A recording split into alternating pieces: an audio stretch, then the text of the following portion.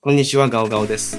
今回は Photoshop を使って写真の周りをぼかす方法をご紹介します。2年前くらいに新たに見つけた方法と20年以上前から使っている方法の2種類をご紹介します。新しい方法はすごく楽に写真の周りをぼかせて元に戻すのも簡単なのでおすすめです。今回は Firefly の生成 AI で作ったケーキの写真をぼかしてみたいと思います。それでは制作風景をご覧ください。